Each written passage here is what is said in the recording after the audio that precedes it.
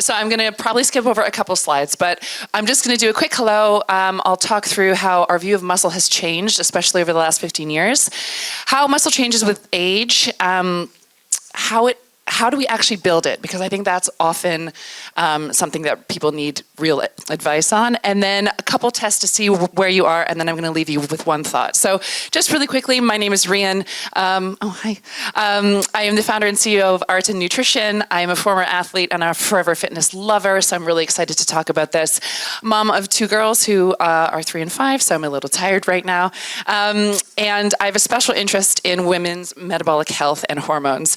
So we have a new understanding of muscle, which has really evolved, especially over the last 15 years. So we used to kind of think that muscle was only for movement, for strength, and for bone health. But what we know now is muscle is one of our main metabolic organs, okay? So it's really important for blood sugar. It has endocrine activity, which means it produces things that act as hormones. It's important for cellular health and mitochondrial health, as Liz already spoke about, and it's really important for cognitive function. So I couldn't talk about all of those things. I probably can't even get through my presentation as is, so I picked out 3 that I think are kind of the most impactful, and the first is its impact on blood sugar. So what we know is that muscle is one of the main ways that we get rid of blood sugar. So we've been talking so much about this over the last kind of 5 years. It's really important to have a nice stable blood sugar, not only for how we feel in the day-to-day, but also for our long-term risk. And we know that muscle actually soaks up blood sugar like a sponge. So we don't even need insulin to be able to get rid of the sugar in our blood, which again is really important to help prevent against type 2 diabetes kind of risk. It's also really important to understand that as we exercise and build muscle, that helps to create more diversity in our gut microbiome. So a couple takeaway facts here is that muscle really does account for 75% of the sugar that we can get rid of right after we eat, so really important. You've probably heard that you should go for a blood sugar walk, so again, that's how it helps to soak it up. And it also just contributes to a much more efficient metabolic rate. So for every 1 pound of muscle, it burns 3 times more calories at rest than 1 pound of fat. So again, it just helps us really to raise our metabolic rate. Number 2 is how muscle influences our cognitive health. So muscle secretes hormone-like compounds called myokines, and these myokines talk to different areas in our body. One myokine in particular is very impressive. It's called irisin, and this will cross our blood-brain barrier, and it helps to stimulate the production of BDNF, so brain-derived neurotrophic factor, and that's really essential for memory and for learning. What we also know is it's never too late to start. So they've done trials that have shown that after 12 weeks of regular strength, you can see a 19% improvement in cognitive function, and this was done in women over the age of 65. So it's never too late to start. If there was one other thing you could take away, it's to focus on your legs. So your legs and your glutes are where your biggest muscles are, and they've shown that people with higher leg power have less cognitive impairment. So really important there. And I think the key takeaway fact is that better muscle strength can be associated with a 34% reduction in cognitive decline as we age. The third is that muscle really influences how well we age. So muscle will help to mediate the aging process by making our mitochondria a lot healthier. So again, those mitochondria are like the powerhouse of our cells. They help us to create ATP, which is the cellular unit of energy. And better cellular health means better aging. We also know that it can help to protect us if we fall ill. So when we're ill, we still need things like amino acids to make our neurotransmitters, to make our hormones, to make enzymes, and to fuel our immune system. And we get that from storing them in our muscles. So again, really important for that as we age. Sarcopenia, which is kind of the pathological loss of muscle, can nearly double the risk of progression of any type of cancer, especially breast cancer. So again, it's also gonna help us be more resilient to being ill. And we know that adults with the highest mitochondrial function have 60% less risk of developing an age-related illness. So again, just important for everything. I think if there's a takeaway here, it's that studies now confirm that muscle mass and strength are the most robust predictors of all-cause mortality independent of body fat. So really, really important there.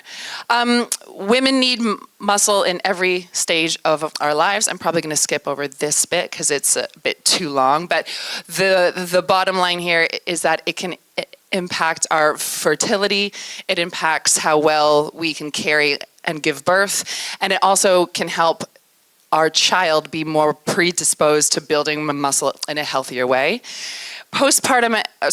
Perimenopause and menopause, again, it becomes even more important because as we know, as we age, women start to lose estrogen.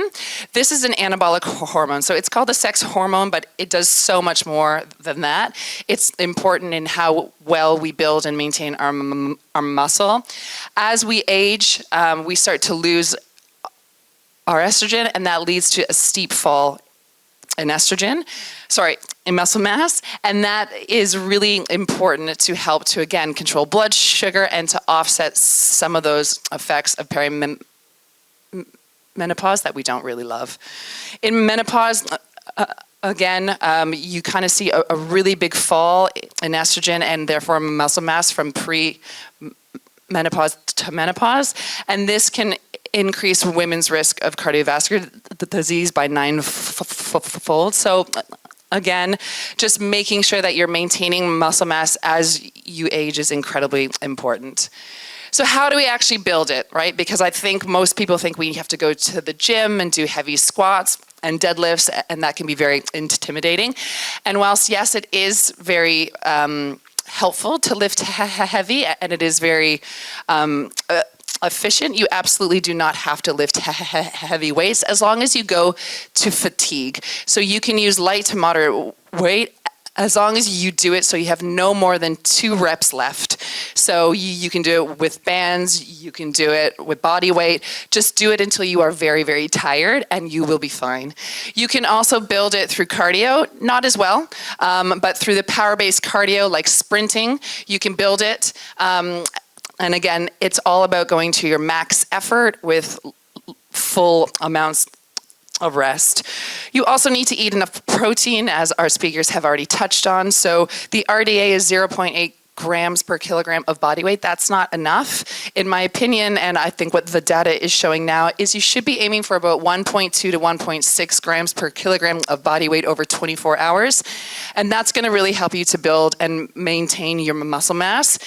If you're trying to reduce obesity, you want to target that same calc, but for your ideal weight. So 1.2 to 1.6 grams per kilogram of ideal body weight. Okay? So some some evidence-based tests that you can do at home can really show you a lot about your fitness, and some of these tests can be more accurate in predicting your long-term health outcomes than blood work. Still get your blood work done, but these can be used to just kind of help show you what else is possible. So number 1 is how many push-ups can you do from your feet in 1 minute? This is quite shocking. There's good evidence showing that this can more accurately predict your all-cause mortality and cardiovascular disease. So women who can do 40 or more push-ups in 1 minute have a 40, yeah. But there's a scale here, so you don't have to do that much, but that's obviously excellent, but it says here by age group what you can do. But it's a really good predictor of all-cause mortality. So again, back to if you need to get into the gym, no, just work on this first, okay? Because it's really powerful. Second is plank hold. So what we know is as we get older, we get more frail and we're more prone to falling, and that can quickly lead to mortality. So plank is a good proxy for isometric core strength. Every 1 extra minute you can hold your plank over 90 seconds. So 90 seconds from your elbows leads to a 21% risk reduction in all-cause mortality. So again, really simple. You can do it at home. You don't have to go to the gym, and it's very impactful.